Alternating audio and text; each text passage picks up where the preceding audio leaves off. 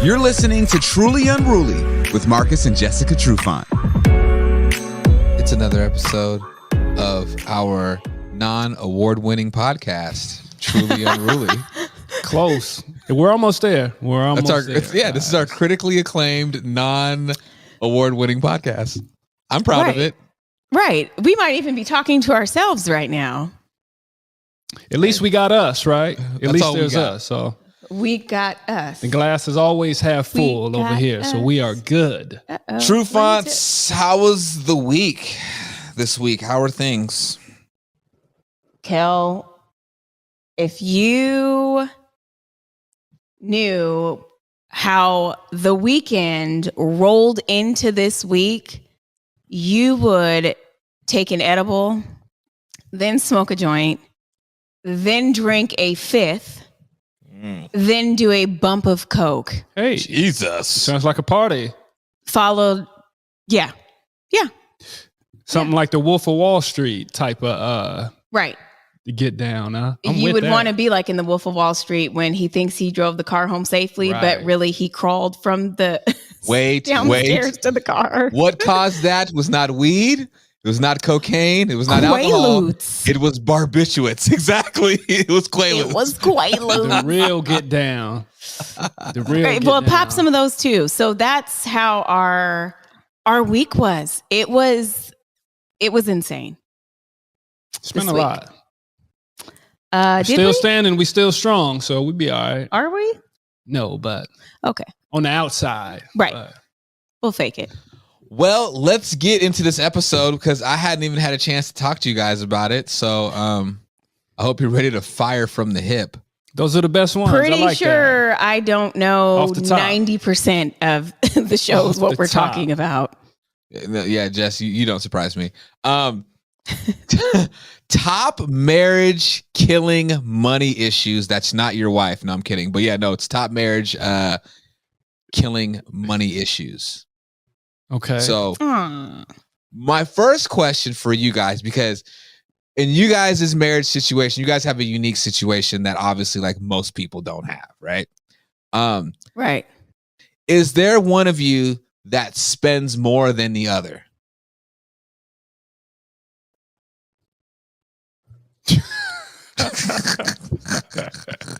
Nobody's back there. I don't know who you're looking for back there, but there's nobody in the back of the room. But no, it's Jess, and let's just throw the cat out of the bag. But I'm okay with that. That's damn, the not setup. let it, but throw the cat out the bag. Throw the cat. Throw, kick, however you want to say it. Yeah, I'm okay with that. The way things are set up, she has a certain type of personality and wants just different. Okay, so you're saying, okay, a green light. Give me the green light. If things get out of hand, I will quickly step in and say this, that, and kind of give a rundown. But I want my wife, I want my kids, I want us to be able to enjoy. So I'm not a buzzkill type of guy, but there is some parameters and there has to be some rules and regulations to this thing. So yes, that's kind of how our setup is. And I don't like rules nor regulations. Nobody does, but they're needed. They are needed. I don't like being told I can't do something. They are needed. Law and order. Oh God, don't use that. God damn it. Trump uses that. I can't. Don't do that. Is there a certain way that you have to go about like letting her know that she might have been spending too much? Is it like, because I don't know, you're not a guy that I see, Marcus, that like, flies off the handle. Is it like, hey, is it a text message? Is it like before bed, you kind of have a little sit down like, hey, we got to kind of go over some stuff. Like, is there a method to your madness to how you approach it? Go ahead. I know you want to make a comment, Jess. Go ahead. What? Oh, okay. I thought you was nope. Chomping at the bit. For me, Kel, let's just being honest and just saying, okay, do you need that or where's your control at? Why? Just ask questions and then I say, okay, well, you're doing this now. The damage is done, but we're going to rein this in and it's going to be different. it can't be like this every month because that's unsustainable. And I have a plan. And if you're messing up my plan, if you know me, I'm kind of, strictly by the book. I'm by the rule. Goody, however you want to say it. But I have a plan. So when that's thrown off, I got to right my wrongs. We got to fix this up. A fucking dunce cap on right now. No. I say No. I see. You're taking the negative side of it. I said, okay, I love for you to be able to do whatever you want to do, but when it gets I do a little too consistent, or it gets, what I deem as being out of control, I got to step in, and you should be okay with that. I know you act like that you may not like the reins to come in and me to be like, all right, chill out a little bit. But, you kind of do need to know, hey, reel that shit in. And he does. And I'm okay with being that guy. Kel, like you said, I don't fly off the handle. I ain't got to be throwing chairs against the wall and all that. I just got to get my point across. And I don't listen. And you guys can answer this. You guys can answer this question however you want to answer it. But has there ever been a thought at all of possibly putting your wife on an allowance? Yes. God damn, this is getting really weird because it's like talking like this is weird. A bit weird. What it is, you put your wife on an allowance? In most situations like this, it usually shall I guess if we're going off the stereotypes, right? The man or the breadwinner in situations like this. Kel, you must have read an article, right? Or whatever that says, okay, this, that, and the third. So it's okay to talk about it. And we can even I was gonna talk about it, but I'm just saying it's just kind of like, and you gotta own your truth too. Your money. Do you put her on? Oh, I know it's our money. It's our money. Everybody's on an allowance. I played football for 10 fucking years right with him. Shit. Hey, Kel, I think if you're doing it right, everybody has to be on the allowance, right? That's me. That's the kids. That's everybody's involved. Everybody is a part of this plan. We grow together, we win together, and we lose together. So the way to smooth that over. Plan is hey. Everybody got to follow the plan. I do have an allowance. I did. This is what's so funny.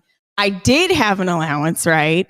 And so I was going over my allowance, like double, triple, quadruple dipping, right?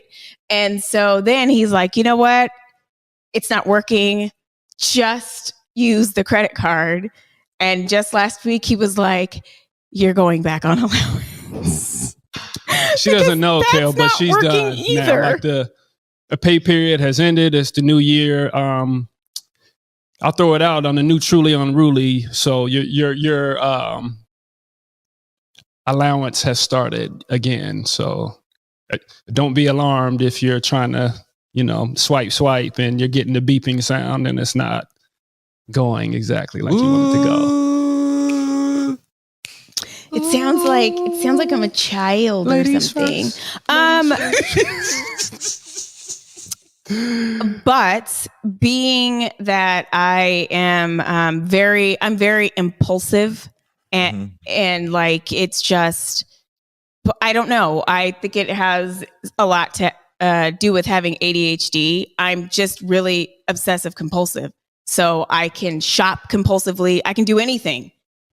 In excess, and like we know very that. easily. I know that. Yeah, and he knows that. Know that. So it almost helps to kind of not have an allowance, but it's like I have my own card and my own stuff, and I can keep track. I can see what I'm spending. Right. So it's just more of an awareness. But it has to be a plan. You put me on the credit card. Out of sight, out of mind. It has to be a plan because I could easily see. Of course.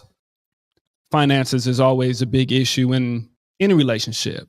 Right. If it's not communicated well, or if it's not respected and the plan is disregarded, it could be some heated conversations, and that could lead to resentment. That could lead to a little bit of everything. So I get it. But you have to understand there are a lot of people out there like me who really have trouble like stopping and tapering it down. Like everything I do is up here. Having trouble or having issues with it though don't make it right though. It doesn't make it okay. Right, but it's great to acknowledge and recognize that. And maybe I think a lot of the time people don't even you don't even realize. I wouldn't know that this is why I have some of the habits that I do unless I wouldn't have known unless I started learning about it and all that kind of stuff. That's what your partner there is for. Your better half is able to see you in a different light that's outside of your body, so I'm able to step in. But when you're able to explain it and say, hey, I have problems with cutting that shit off and having an honest conversation. I'm not sure if that happens in relationships all the time with finances, because I think you have to be, I don't know, you have to express a little a little bit of empathy when somebody is telling you, I have an addiction, because it is an addiction. Yeah. Do you ever feel sometimes, Jess, that there might be instances where Marcus just might be just being just way too cheap? I will wear that hat. I'll wear that hat. I'm okay with that. I had to bring him. I'm fine with that. I had to pretty much make him spend money. Hey. I'm like, oh, no. We've got to change some things. We got to do some things. You got to come up out your pockets a little bit. So let me say this, Jess, do you mind if I say my piece to that? Yeah. About being cheap.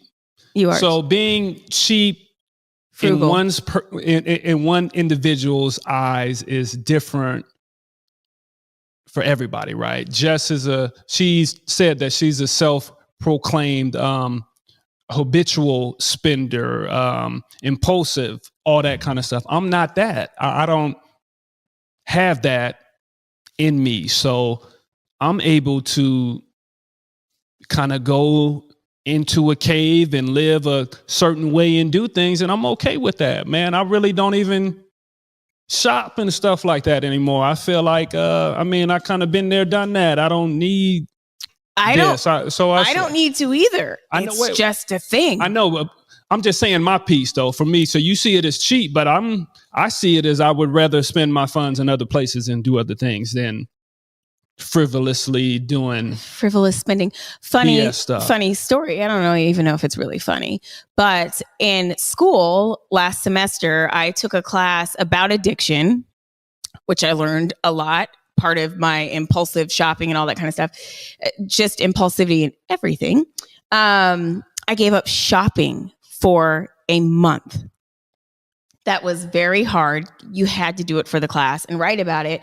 And I found that I found other ways to fulfill my addiction, like going on Amazon and shopping for stuff for the house, or shopping for the kids, or, buying a puppy, things like that.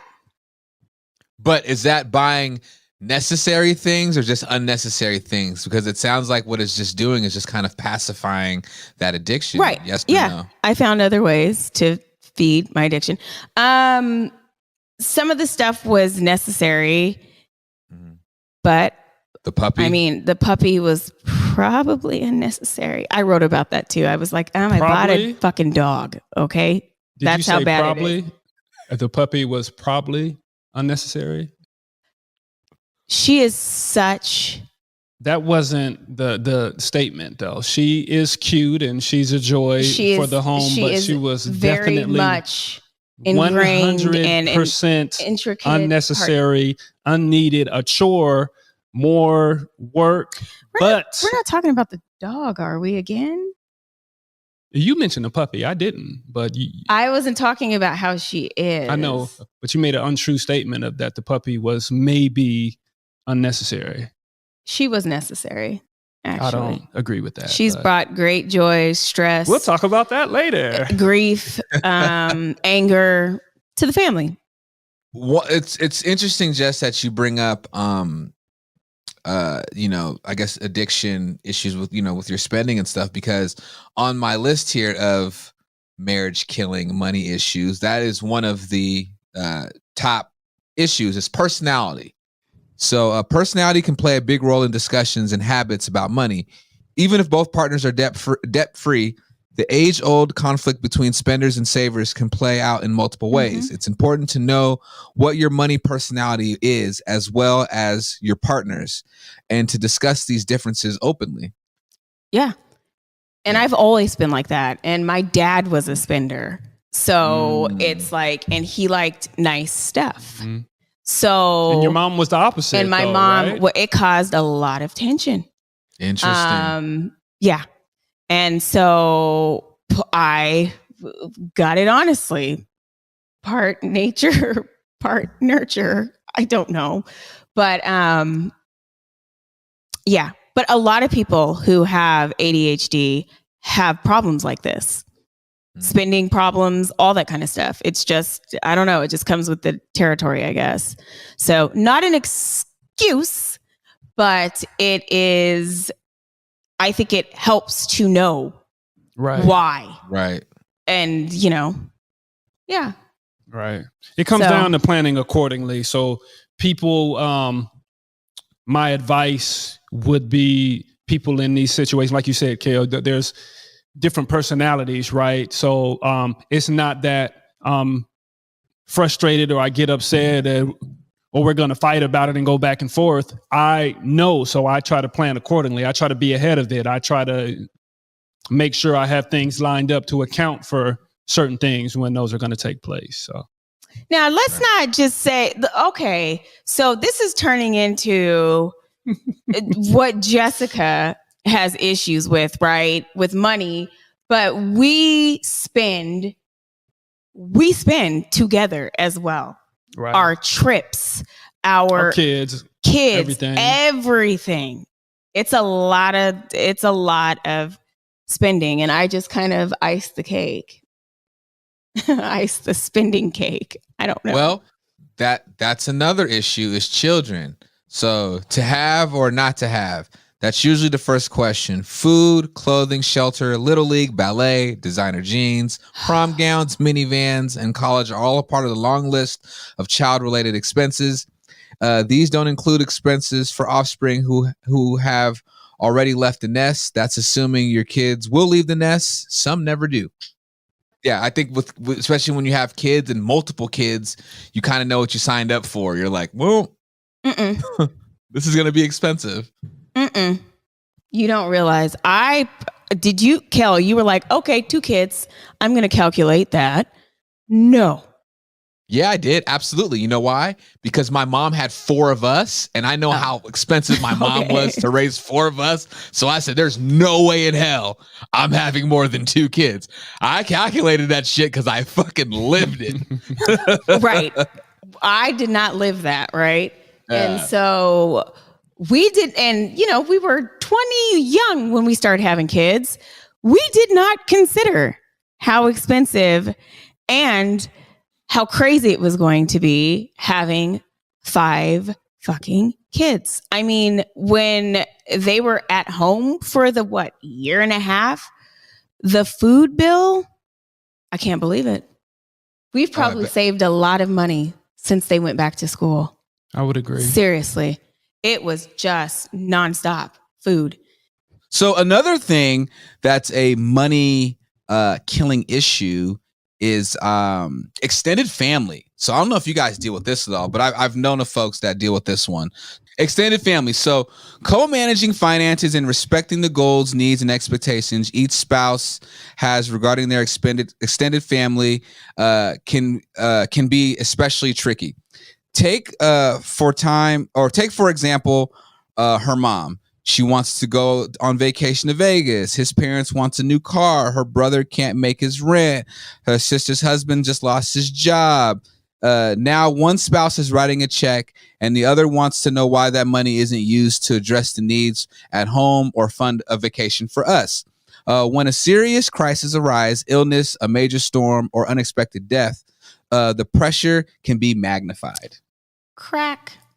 Under pressure. Anyways, I think I'm gonna use the bathroom on this one. It's like, no. Do you, I mean, I guess you guys don't have to say it without saying it, but like, do you guys ever deal with family checking for you guys' pockets? What I will say about I don't have any family because of pockets. What I will say because of family, extended family, friends should be included in this as well. There has to be a big picture view on this, right? I talk about things being sustainable. You can't pay your rent for your friends all year long, or you can't pay rent for your brothers, your sisters, your mom, anybody, unless it's a part of your plan. But to just do things kind of willy-nilly, I'm gonna do it there has to be a plan. You got to look at the big picture, but it's got to be a way to say no. You have to learn how to say no. And it's hard to say no to family, to friends, to people you love, people you grew up with, people you knew before you had money, but it's a skill set that you have to practice. And it helps if you have keepers. I had gatekeepers when I first came into the NFL. I had my mom and dad were always there, and they were able to shield me away from people as I was learning how to navigate a life with being thrown a bunch of money at a young age. And a lot of people don't have that. You see these things on TV, on SportsCenter, of these young players doing this, of young players going broke, and they've done this, they've made this type of investment. They come from nothing. And we talked about this a little bit earlier, but they don't have that skill set, and they're just trying to navigate their way through it. And I hope and I pray that guys learn quick, but sometimes they don't. And that's when guys get into trouble. And that's why the numbers are so messed up in the NFL. Guys that retire, 75, 80% of guys go broke. I don't know in how many years, but it's a thing. Well, remember that saying that somebody famous said, if I pay your way and buy you all of this, everybody, everything, I'm going to be broke. So I have to say no. I cannot do that. It's like you said, it's not sustainable. And it's not sustainable. But once you get into something like the league, people expect it. It's almost an expectation. Well, I did this for you back in the day. Well, I'm your cousin. I'm your aunt. I'm this. You owe me. Bitch, I owe you nothing. Right? So people think they're entitled to your fucking money. And it's weird. Yeah. It is very weird to me. But so that can be a huge issue, is when you are spending on everybody else. And you're like, hey, wait. What about right here? Right. It's not like it's a new thing. No, this has been going on for years and years and years. Before us, people that were successful, you're supposed to love family. You're supposed to take care of your community. If you're the one that makes it, you're supposed to look back and you're supposed to give back, right? And that's okay. But again, to do it all the time, and then when it starts to creep into your personal, and you're doing so much for the family, so much for the community, that you can't keep track of your own stuff, your house and your own bills, that's where the line has crossed, and you got to draw that in. And people aren't going to understand that, because in most situations, people are going to pick themselves over you.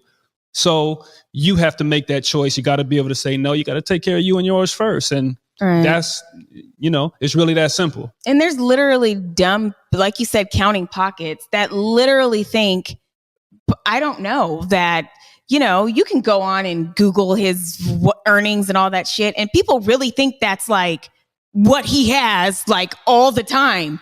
Oh, well, he has this and blah, blah, blah. And it's like, no. You have no idea. You have no idea. So sit down.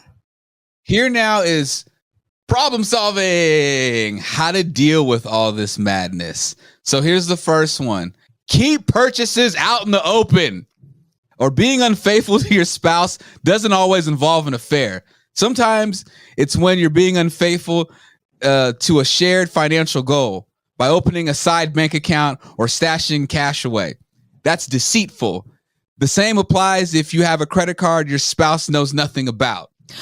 That's sneaky as fuck. If you're gonna do that, then you'll do other shit too. Yeah. I mean, where's the trust? I at? agree. Yeah. Where's the trust? Yeah. But I will say, if stashing money, extra accounts and stuff like that, if that's maybe part of the plan, or, okay, I know my spouse, my husband or wife isn't going to follow the rules. It's going to do this, is going to do that. If this is a part of our plan for me to, what is the word or phrase, kind of control the what if, right? If things go over and if I feel like my spouse or somebody could put us in a bad situation, I got this plan A, B, and C sitting over here that nobody knows about it, because if they know about it, that's going to make them go further. There has to be some type of method to the madness. Well, I can understand that. You can do that without, I'm thinking along the lines of you have your credit card that you're spending right on the side, or you have money stashed that you're just spending and not telling your spouse. I'm really talking about like hedging your bets. You got to surplus. I'm talking about hedging your bet, man, to make sure you got it taken care of, right? Well, I feel like anyone that's married that's stashing money from their spouse, they're like trying to prepare for the divorce or something. Because who does that? Like, you know what's funny? Like, I'm gonna just stash a bunch of money away so they don't know. Like, what are you planning? Like, my mother, in the first few years of our marriage, said, "Put money away, save money." And my mom, she is the ultimate like finance keeper. I guess you never do really know. So she said, you save some, you need to be putting part of your allowance in a side account. A bit of runaway money. Like I said previously, I can't even save money I'm fucked. If in the beginning, if something were to happen, because I didn't save any money. Are you kidding me? Yeah. You should be able to respect each other's wishes, communicate. Okay, you overspend, I overspend. I'm sorry, and I'm gonna work on it. I should be able to reel this in. I know you don't like it. I know this isn't good for us. Let me see if I can fix this. Okay, put me on an allowance. I'm having trouble. Let's get this fixed because we love each other and we're working together as a team to get to a certain goal. Easier said than done, of course, but put me on an allowance. No, I'm not saying you, but I'm just saying in general. If your partner is really there for you and there for the situation, they're going to help you. They should be. They're going to help you in any way they can. Make some sacrifices. You know what I'm saying? Right. So the next one is don't let the kids run the show. You need to come together and talk about it and make a plan. Decide together how to budget for things for the children's needs. But what about all their pesky wants? Discuss the possibility of establishing chores on a commission or allowance for them for the work that they do. This can help them establish a great work ethic while teaching them how important it is to wait for the things that you want in life. I think you can develop a great work ethic outside of doing chores. But I think we're failing in that part too. God damn it. Give us some credit. I feel like we do okay. We're not cracking the whip. I mean, like we could, but we've set some boundaries. I think our kids understand. And we have conversations about, hey, you want to go and do this every day? That costs money. What are you doing to bring money in? And they say, well, I don't have a job. I don't do this. Well, what would you want to do? Or what could you do? And those are the kind of what if conversations remember, that I've had as of late. They have limited right. I know they really don't care, but I'm just trying to put it out literally, there. They can't grasp that shit. They're like, but I just want to put it out there, and maybe they'll grasp a corner of it. Have you guys ever thought about, and this just jumped in my head, I don't know if anyone's ever done this, but it sounds like a good idea, but have you ever thought about maybe making monthly for them like their communal pot, where it's like, all right, you guys, all 5 of you have this much money to spend this month if you want to go do this and you want to go do that. Group? Yeah, as a group. That's asking for a bloody fight to the ground. Well, that's the thing. But that's the thing though, is that it's gonna teach them some like diplomacy though, because then it's like, hey, you can't go and spend this on this, Carmen, because it's gonna cost too much for this, and we want to do that, or you know what I'm saying? Like, I don't know, Kel, and it goes back to your personality. Our oldest daughter, what do you want? Because she'll be 16 on Tuesday. Mm-hmm. Oh my gosh. What do you want for your birthday? A pop socket and a robe. That's it. So humble. I love it. Now, I wish my children are like that. Now, me, as in Kennedy, I want a Gucci purse. I wanted this. I wanted that. So it depends, because we can't. You can try and instill all this in your kids all you want, but they're their own person, and they're going to be the way they are. But they have to learn, though, you guys, right? Some people never learn to it, or be exposed. Some people never I said learn. You have to be exposed, and people take from that what they want, and you can't push it, or you can't make them a certain way, or at least I don't believe so. At least you can't. Yeah, you can't. As parents, we don't force. We give you the opportunity, and we put it out there, and you have to make your own decision from there. The other one is, like you said, Jess, the other one is knowing your financial personality.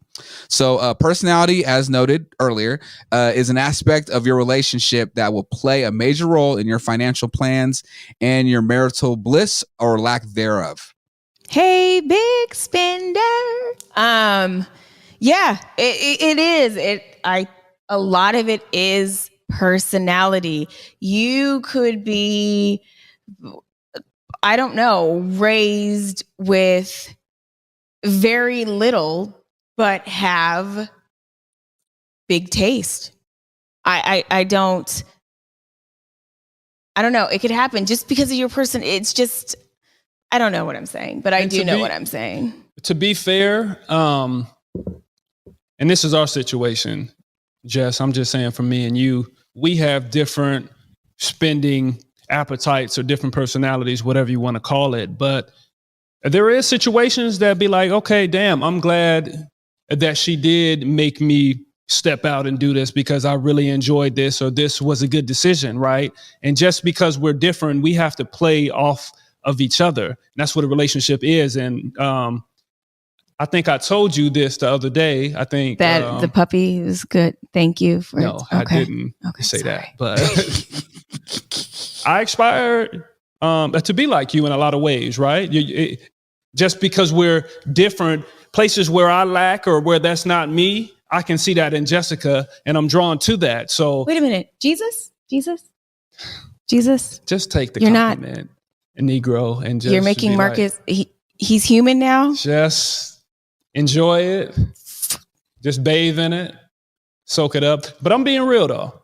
I don't want to come off of, all right, I'm this way and I never lean to the other side. I enjoy being a little Jessica-like at times. Well, you guys, this was a good conversation, and we got a little in depth here. I thought I like this. This was good. It went deep. Yeah, it's interesting because we're just one example, and it's not the example for everybody. And like you said, we're kind of in a unique situation to where we can talk about how I overspend, but we're still okay. But there are people that overspend and really have issues that are struggling. Yeah. And they're struggling. You talk about addiction. Everybody has an addiction. In certain Everybody situations, is it an can be addict. extreme. So Yeah. Got to be careful. All right. Well, truly unruly. This was a great conversation. Marcus Trufant, Jessica Trufant. My name is Kel. Follow Marcus_Trufant on Instagram. You can follow Jessica_Trufant. You can't follow me right now because I got hacked. So I am right now no IG Kel. But of course, follow the page, Truly Unruly _podcast. And of course, you can listen to this podcast on all of your favorite podcasting channels and networks. And of course, you can catch us every Sunday on Converge. If you want to watch the visual, of course, subscribe to Marcus Trufant on YouTube. Subscribe, y'all. Leave us a review. We truly appreciate it. It would help the podcast out a lot. And anything else? That's it. I think that's it. All right, y'all. Till next time, we appreciate it. Peace and love.